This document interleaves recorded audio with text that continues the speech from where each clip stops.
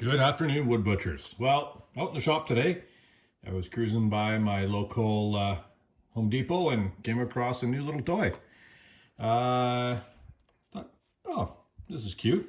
Single edge pull saw. I love pull saws. They work really good when I'm doing hands-on stuff.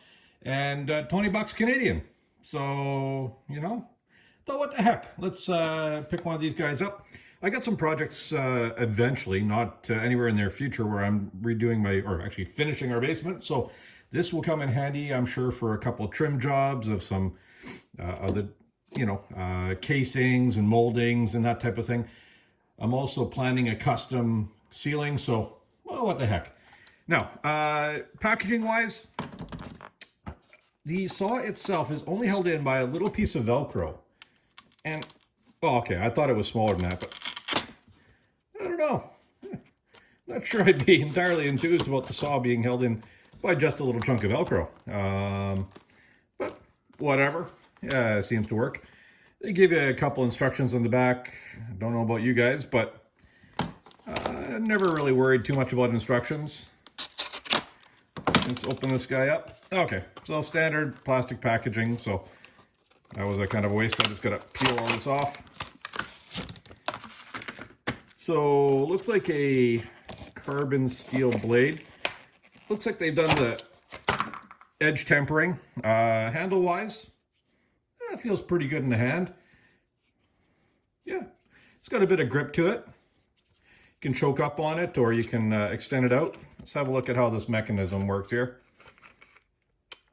Okay. I don't think you have to unscrew it completely, but let's give this a try. So generally in my brain, I'm going to be cutting this way. There we go. So the pin goes up through. Yeah, you're going to have to take the knob off because the thing goes through. But I think once it's in, I think what you can do is knock it sideways. Can you clock it a little bit? No, I don't think so. Let's have a look here. Let's look at the pin stuff. No, you can't. It's pinned in there pretty good. I was hoping it was compatible with my other one. I have a shark saw. Use that thing a ton. Love it. And it's been absolutely fabulous. So let's look at this. Pretty bendy. Again, bends more here. You're probably going to be sawing at the front part. Get that piece of Velcro off of there. Okay, so it's, what is it, 14 tooth per inch? Yeah, it looks like a fairly fine saw. It has a bit of a set to it, so it's not a flush cut. It will, they show you flush cutting trim on the bottom. I think you gotta be a little bit careful on that. But I think, if you're cautious, yeah, there definitely is a set to it.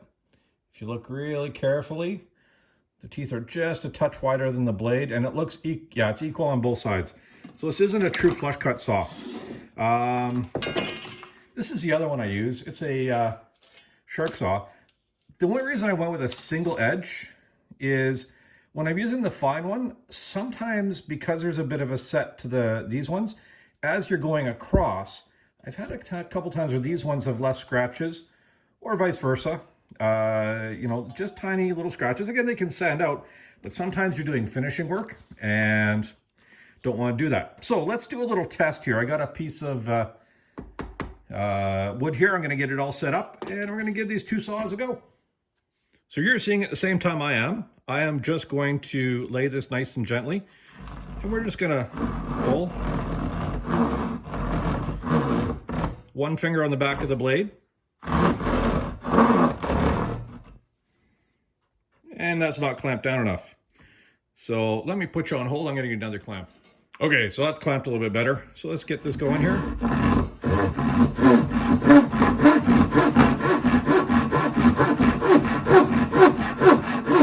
That's not a lot of effort.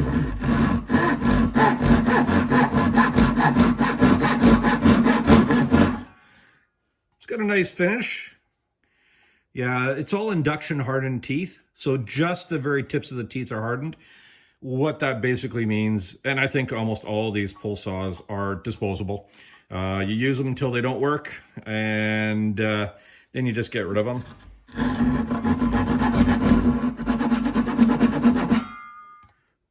All parts of the blade seem to cut equally. Let's try my little shark saw. Let's see what how it compares. We'll do the fine teeth first. Well, I gotta say that the shark saw, even though these are, was it 17 teeth per inch? Man, they cut a little bit more aggressively. That's interesting. Very interesting. Let's try the 9 teeth per inch. And this is cross grain, so, oh my goodness. Okay.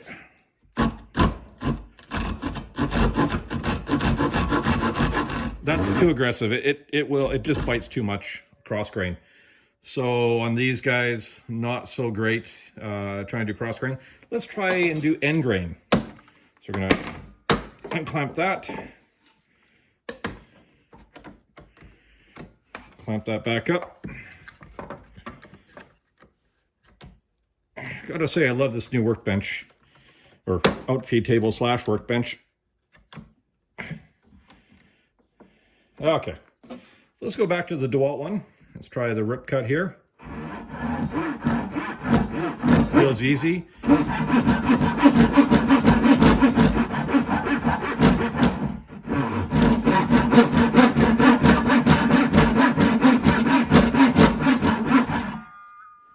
It's not great on the rip, but I don't think these teeth are ground for that. They're more ground for the cross cut or, say, for trim type of thing. Let's give the shark saw pull saw a little bit of a trial here on the rip cut. Oh yeah.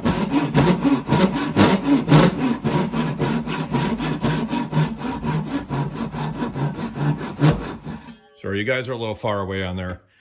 Let's try adjusting this camera a little bit, but I got to tell you, that shark saw, it's really biting a lot better there. So let's try without hitting my clamp there, let's try the 7, or the, was it 9 teeth per inch. Yeah, that 9 teeth per inch is really for just ripping. Not as nice, not as accurate.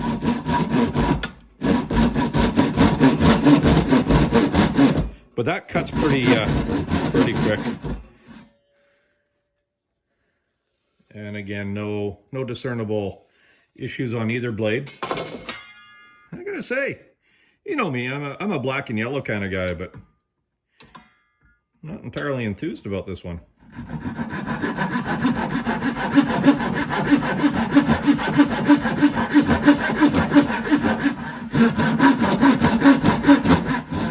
Yeah, it definitely feels like I gotta push a little harder to get it to move. Let's go into the exact same cut. Yeah. This guy definitely has a bit more chomps to it. I'm going to put you on hold. I got a really old saw. I'm going to see if I can honker it out. It needs to be sharpened, but let's see what it does. This thing reminds me so much of a sawtooth shark. I don't know exactly what it's made for, but I just love this old thing. It's got the old patina handle. Came off the old farm somewhere. And let's see what this thing does. Let's go into one of the previous cuts.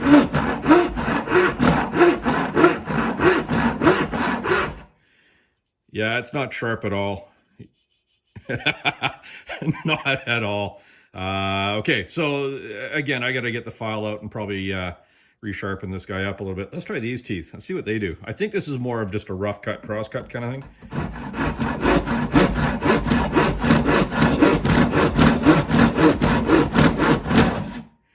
Yeah, even as dull as a butter knife. Yeah, Don't do this at home, okay? Don't run the saw across your hand. I know this thing is super old. I got to clean it up a little bit and sharpen it up, but we'll see how that works. I just love the look of this thing. So, a little bit of nostalgia from the The old farm. This guy. It's okay. Is it worth 20 bucks as a disposable saw? I don't know. Probably not. A little disappointed. Come on, black and yellow. But hey, I think when you're trying to do really fine stuff, and you want to be really careful, especially when you don't want to have marks leaving behind, you know, if we put flooring down and we have to do some trim or whatever, this will work quite well. For my money, I love this shark saw. This is my second one I've gone through. First one I lent out and was damaged, but even the 17 teeth per inch cut a lot quicker and a little bit nicer. If I look at the wood here, yeah. So a little bit nicer there. I like this guy, and it even comes with edge protectors. That's the one thing with this one. It doesn't have an edge protector. For whatever reason, I like to have them on there. I like to keep my tools nice. And this old dude, it's going to get fixed up a little bit. A little bit of a bend in the plate there. Okay. Just my impression. Hope you guys have a great day. Go out in the shop, make a mess, cut some wood randomly for absolutely no reason whatsoever, and go have some fun. It's springtime. Let's enjoy life.